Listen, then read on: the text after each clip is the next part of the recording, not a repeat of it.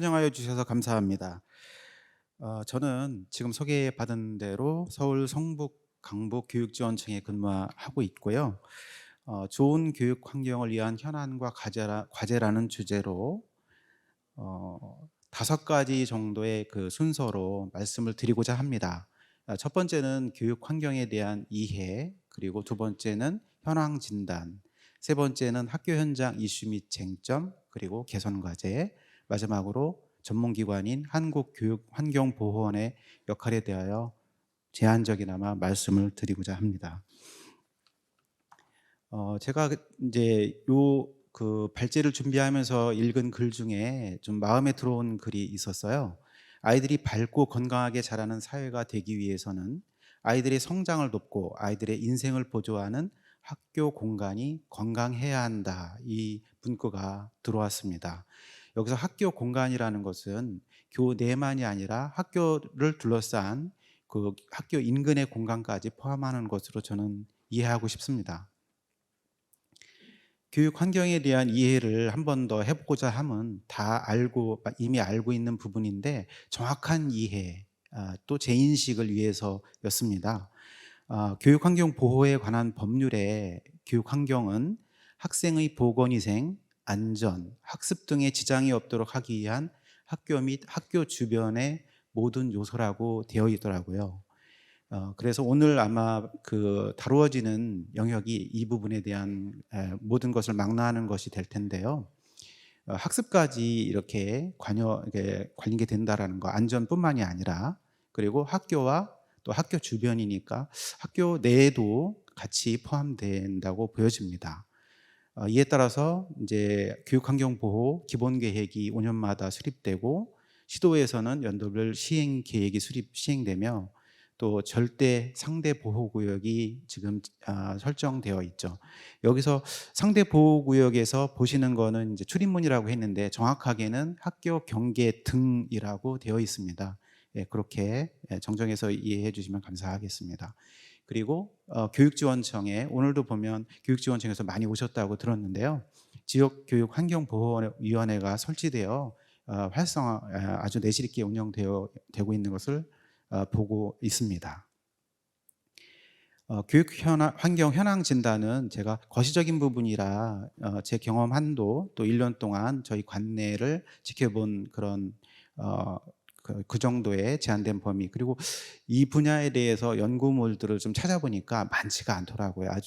아직은 매우 소수인데요. 앞으로 좀 활성화되기를 좀 바라봅니다. 교육 환경은 첫 번째로는 학교 건축을 빼고 얘기할 수는 없을 것 같아요. 학교 건축의 역사는 이미 많이 이제 우리가 경험적으로 알고 계신데요. 또는 지식적으로 알고 계실 텐데, 50년대까지는 이제 전형적인 학교 건축 전수식이다. 예, 이런 부분. 80년대까지는 학교 건축이 전형화되었다는 부분, 90년대에 들어와서 현대화되기 시작했고 2000년대 이후에 학교 건축이 다양화되었다. 그래서 BTL이라든가 교실제, 고교학점제 이런 교육과정적인 요소도 들어왔고요. 관련되어서 그린스쿨, 녹색 건축물, 그리고 BF라고 하는 장애물 없는 생활 환경, 이런 부분들이 중시되었고, 최근에는 학교 공간 혁신, 그래서 꿈을 담은 교실이라든가 지역마다 이름이 좀 여러 가지가 있더라고요. 그리고 부산에는 별별 공간 이렇게 불려지고, 또 광주는 아지트 이렇게 불려지더라고요. 그래서 학교 공간 혁신이 굉장히 활성화되고 있다. 그리고 현대의 무슨 모든 과학 기술이라든가 건축 기술이 집약된 또 트렌드나 사회적 요구, 이런 부분들이 그린 스마트 미래 학교로 집약되어 나타나고 있는 것 같습니다. 예, 상당히 이렇게 많이 발전해 왔다고 생각이 되고요. 서울의 예를 들어보면 이제 서울형 그린 스마트 미래 학교 이렇게 되어 있는데, 거기 보면 5가지 특화 사업이랄까요? 그렇게 제시된 게 이제 그린 스마트 공간 개선 복합화 안전 이렇게 되어 있습니다. 그래서 여기서는 이제 뭐 이미 많이 알고 계신 부분이라 복합화, 아까 이 교수님께서도 말씀을 해주셨고요. 또 안전해 보니까 지상에 차 없는 학교, 사실 차가 있음으로 해서 굉장히 안전에 위협을 받거든요. 그래서 이런 부분들이 잘만 된다면 굉장히 획기적이라고 생각합니다. 그리고 서울의 경우는 2021년부터 25년까지 5년 동안 시작 시점을 기준으로 해서 그리고 한번 이제 시작되면 4-5년 정도 걸리죠. 그리고 40년 이상 경과한 노후 학교, 사업비도 국비 30%, 지방비 70% 이렇게 배정되어 있더라고요. 예. 그래서 지금 이제 활성화되고 있는데, 서울은 현재 가장 빠른 학교가 모듈러 교실을 한 60% 정도 완성했다고 해요. 서울 한서초등학교에 지금 이제 진행 중인데, 저희 관내에도 이제 올 6월이면 모듈러 교실을 설치해야 됩니다. 그래서 저희 한서초등학교를 한번 조만간 방문할 예정입니다. 2021년부터 2025년까지 개축은 87개, 그리고 리모델링 16개에서 103개 정도 되는데요. 여기서 플러스 알파는 좀 교육부의 어떤 그런 사업과 연동이 되어서 가감될 수 있다는 그런 의미입니다. 네. 그다음에 학교 시설에서 이제 시설 사업 또는 공사라고 얘기할 수 있는 부분이 있는데요. 신설 뭐 이전 개축 이런 부분들은 크리스마트 미래하고 아주 직접적으로 관련이 있고요. 그다음에 교육 환경 개선 이 부분이 좀 상시적으로 일어나는 부분인데, 이를테면 냉난방이라든가 방수라든가 이런 부분, 그리고 화장실이라든가, 학교는 굉장히 민감한 부분이 화장실이더라고요. 그리고 이거는 학부모들 또는 학생들의 지속적인 민원 사항입니다. 그래서 많은 부분들이 개선이 되었는데 아직도 개선될 학교들이 많이 있어요. 그리고 최근에는 이제 통합형 학교 단위 시설 개선이라고 해서 성면과 내진 보강을 같이 합니다. 제가 있던 학교에서도 같이 했어요. 그러니까 조금 중복 투자도 막을 수 있고, 또 학교 학사 일정에도 좀 지장을 덜 초래하죠. 두 번 할 거 나눠서 할 거를 한 번에 하니까요. 그리고 국가 시책 사업으로 내진 보강이 29년까지, 그리고 성면 제거는 27년까지 이루어질 텐데요. 굉장히 큰 공사더라고요, 보니까. 근데 반드시 이루어져야 될 부분이라고 생각합니다. 처음에는 좀 많이 이 부분에 대해서, 특히 성면과 관련해서 학부모들의 많은 그런 걱정이 있었는데, 지금은 좀 많이 이해가 된 것 같습니다. 네. 그리고 또 교육시설 안전 및 유지 관리에 관한 주요 법규들이 좀 이렇게 나와 있고, 굉장히 이 부분이 좀 강하게 다가오고 있습니다. 그래서 교육시설법이라든가 학교안전법은 이제 있는 거고요. 학교에서 특히 학교장님들이 신경 쓰는 부분이 산업안전보건법이라든가 중대재해처벌법인데, 이런 부분들이 법적인 적용이 실제로 이제 학교에서 사건이 일어나서 적용되고 또 어려움을 겪는 경우도 지금 현재도 있습니다. 예, 중요하지만 학교에서 받아들이기가 조금 부담스러운 부분도 있더라고요. 급격하게 받아들이기가. 네. 그래서 현재 학교 교육 환경은 공간 혁신이라든가 그린 스마트 미래라든가 이런 것으로 이제 되어서, 아직은 이제 완성되지는 않았지만 앞으로 완성될 거거든요. 그러면 정말 그런 건축물에서도 교육 과정이 접목되어서 교육 과정을 운영하기에 적합한 그런 건축물이 될 것 같고요. 학교가 될 것 같고요. 그리고 교육 환경이 개선되어서 더 나은 쾌적한 환경이 될 텐데, 그러므로 해서 많은 변화가 있는 건 사실입니다. 그럼에도 학교 안팎에서는 이제 죄송하지만 서울의 예만 들어서 죄송한데요. 서울 상도 유치원 지방 붕괴라든가 은명초에 화재 사건이 있었고, 최근에 작년이죠. 서울 엄북초의 스쿨존 학생 교통사고, 이런 부분들이 이제 예기치 않게 일어나서 이제 학교에서는 많은 어려움을 겪기도 합니다. 네, 학교 현장 이슈 및 쟁점으로 좀 더 들어가 보도록 할 텐데요. 첫 번째 이슈는 이제 스쿨존입니다. 통학로 안전에 관한 부분인데, 아까 이재림 교수님께서도 말씀해 주셨는데요. 지방의 경우, 시골 농산어촌의 경우 너무 아예 길 자체가 없다, 통학로 자체가 없다는 말씀하셨는데, 이 사건은 작년 12월 2일 청담동이죠. 예, 강남입니다. 엄북초의 3학년 이동원 군이 사망한 사건인데요. 그 아버지의 얘기를 들어보면 원인은 음주운전이지만 어린이 보호 구역임에도 아이들을 보호하는 보행로라든가 울타리 등이 없었다. 이런 면에서 이것은 단순한 사고가 아니라 시스템적인 인재다. 이렇게 진단을 하고 있습니다.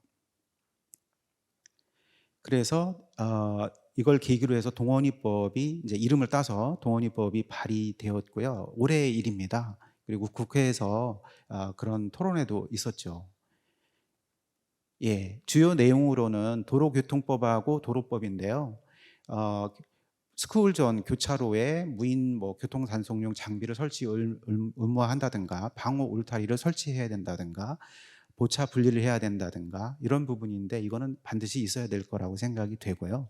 그다음에 스쿨 존으로 지정된 도로에는 보도 설치를 의무화해야 한다. 이런 부분들이 있습니다.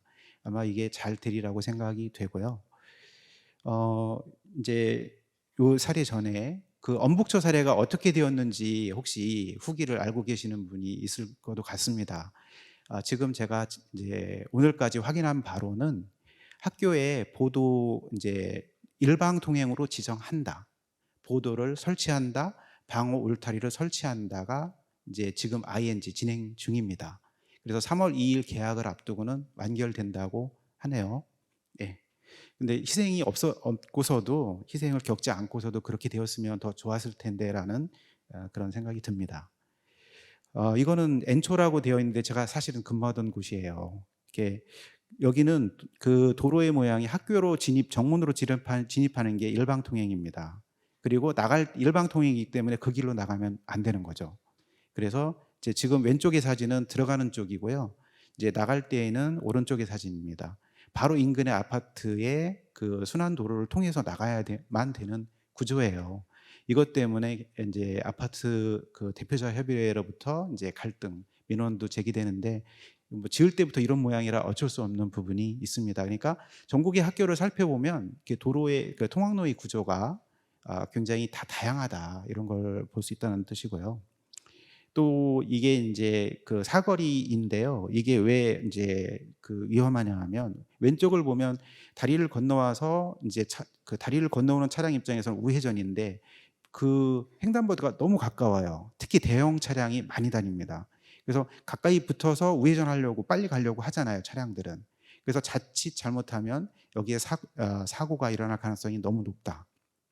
예, 그런 부분입니다. 그래서 이 횡단보도를 교차로에 너무 인접된 거를 좀 이렇게 떨어뜨려서 좀 설치하면 훨씬 더 안전에 도움이 되겠다라는 부분 하나하고, 그다음에 누군가 안전 요원이 반드시 있어야 된다는 건데, 사실은 그 나이 드신 이제 어르신들이 여기서 봉사를 해 주시는데, 그분들도 1년 내내 그 못 하시는 부분도 있고요. 좀 그래서 그럴 경우에는 선생님들이 또 나가서 해야 되는, 또는 학부모들이 나가서 해야 되는 부분들이 있는데, 이런 부분들 안전 요원 그런 어떤 시설 설비도 이런 것도 있는데, 필요해 등하교 시간에는 안전 요원이 꼭 필요하다, 이런 부분도 말씀드리고 싶습니다. 두 번째로는 학교 인근 공공시설물 관련 사항인데요. 학교의 그 인근에 이런 공공시설물이 있다고 하더라도 문제가 되는 경우가 있습니다. 여기는 이제 왼쪽에 있는 곳이 학교고, 이제 절대 보호 구역 내 50m 내에 있는데요. 재활용 선별장입니다. 대형 트럭이 지나다니고 와서 그런 악취도 좀 나고, 그다음에 그런 재활용이니까 이제 캔이라든가 페트병이라든가 이런 부분이 있잖아요. 예, 이런 부분인데, 이것이 그냥 지속되다가 인제 그 안전에도 위험하다, 그리고 악취도 난다, 이런 것 때문에 다시 문제가 됐는데, 이것을 해결하기 위해서 인제 이렇게 그 유관 기관이 다 모였어요. 교육지원청, 자치구청, 그다음에 학교 관계자, 이렇게 다 모여서 결국은 합의를 봤는데, 여기에 여기 인제 안전요원을 그 하교 시간에 더 추가로 배치해 달라, 이렇게 해서 수용이 되었습니다. 그러니까 결국 학교 인근에 공공시설물이 있다고 해서 이건 양해만 될 사항이 아니라, 정말 학생들의 학습과 안전에 위협이 된다면 적극적으로 대응해야 된다, 그리고 가능하다, 그런 사례가 되겠습니다. 그리고 인제 너무 잘 아시는 지역교육환경보호위원회 관련 사항인데요. 심의하는 내용들이 인제 진짜 학교의 그런 교육환경 보호를 위해서 밀접한, 학생들의 그런 학습을 위해서, 안전을 위해서 밀접한 그런 부분들인데, 이런 심의의 타당성과 객관성, 신뢰성을 확보하기 위해서는 해당 시설물과 관련된 충분한 정보가 있어야지 올바른 판단이 가능하고요. 그다음에 그 위원회에 참여하는 그 위원들을 대상으로 연수도 있긴 하지만, 저도 위원으로 참여한 바가 있었는데 직접적으로 연수를 받은 적은 없었거든요. 예, 그래서 그런 부분에 대한 연수 기회도 좀 제공되면 더 올바른 판단을 할 수 있겠다라는 생각이 듭니다. 예, 네 번째는 직접적으로 교육 환경 보호와 관련되지는 않지만 이제 직간접적으로는 관련이 되어 있습니다. 왜냐하면 학교라는 그런 울타리 내에서 이루어지는 일이기 때문이죠. 그래서 시설 관리나 공사가 많이 이루어지는데 그때 어떤 재해가 이루어진다면 학교는 큰 영향을 받을 수밖에 없는 구조예요. 그래서 산업 재해, 중대 재해 이런 부분들이 있고 여기서 사업주는 이제 학교 경영자도 포함됩니다. 그래서 근로자가 추락할 위험이 있는 장소 이런 데 대해서 필요한 조치를 해야 된다 이렇게 되어 있는데 사실 조치를 하죠. 근데 사고라는 게 예기치 않게 일어나는 거잖아요. 일어났을 때 이제 문제가 되고요. 또 중대재해 이제 더 강화가 됐죠. 다행히 학교장은 좀 약간 벗어나 있고 교육감이 이제 그 책임을 지도록 그렇게 되어 있기는 합니다. 근데 그렇다고 해서 전혀 무관한 건 아니거든요. 사고가 일어난다면. 그래서 서울 K초 사례인데 2021년 12월에 용역 근로자 한 명이 현수막 거치대에 올라갔다가 추락사를 했어요. 근데 안전에 대한 교육, 안전에 대한 그런 뭐 반자동식으로 돼 있어서 사실 꼭 올라가지 않아도 되는 부분인데 이제 올라가서 이제 사고가 일어나니까 결국은 형법, 민법, 산업안전보건법 등이 적용되어서 굉장히 이제 큰 부담을 떠안게 된 거죠. 그래서 학교장이 굉장히 입장에서는 큰 부담을 느낀 겁니다. 현재도 아직 진행 중이에요. 예. 그래서 이런 부분들이 이제 법이 강화되는 건 있을 수 있는 일인데 이 법을 적용하는 과정에서 학교가 안게 되는 부담이 사실 생각보다 크다. 이제 사고가 안 일어나면 상관없지만 사실 조심해도 일어날 수 있는 가능성은 있기 때문에 이런 부분에 대해서 세심하게 좀 살펴봐야 될 필요가 있다고 생각됩니다. 개선 과제로는요. 법과 제도적인 측면에서는 교육 환경 보호와 관련된 여러 가지 법령들이 많이 나오고 있는데 시대 변화와 학교 실정에 맞게 학교 실정도 고려해서 재개정돼야 된다는 부분하고요. 교육 환경 보호 관련 유관기관 협의체가 활성화돼야 되겠다. 내실화돼야 되겠다. 지속적으로 잘 운영돼야 되겠다. 이런 부분입니다. 인력 운영 측면에서는 학교 교육 환경 보호의 실효성을 높이기 위해서는 해당 분야의 전문성을 갖춘 인력이 충분히 확보돼야 되고 배치돼야 된다는 얘기고요. 주기적인 업무 담당자 역량 강화, 적정 인력의 지속적인 배치가 필요하다. 예, 인프라 시설 개선 측면에서는 학교 공간 혁신이나 뭐 그린 스마트 미래 학교 등이 이제 지금 진행되고 있는데 이것이 실제로 완성도 높게 구현돼야 되고요. 그래서 학교 교육과정 운영이 내실화되고 학생들이 성장 발달에 기여해야 한다라는 부분하고 특별히 지금 가장 핫 이슈는 아마 스쿨존 교통 안전이라고 생각됩니다.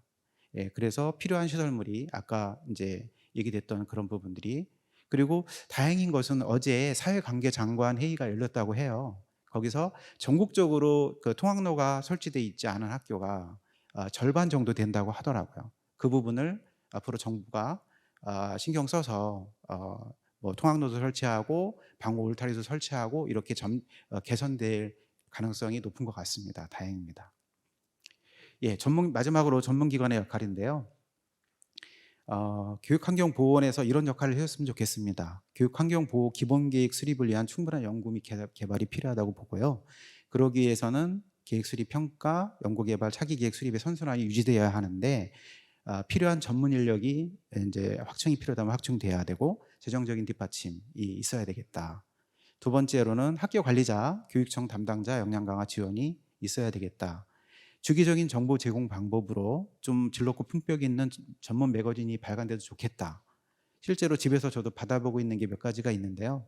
이게 왼쪽에 있는 것은 산림청에서 나온 그런 매거진이고 오른쪽에는 문화재 사랑, 문화재 청에서 나오는 그런 매거진입니다. 이런 부분들이 좀 제공되면 좋을 것 같습니다. 그리고 홈페이지를 통해서 학교 교육 환경 보호에 관한 그런 정보가 수시로 접근할 수 있게 그렇게 해줬으면 좋겠습니다.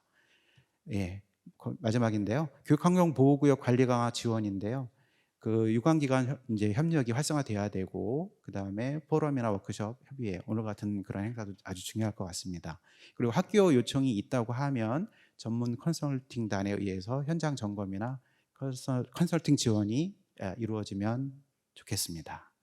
네, 제한적이나마 현장의 입장에서 그 현황과 개선 과제를 말씀드렸습니다. 고맙습니다.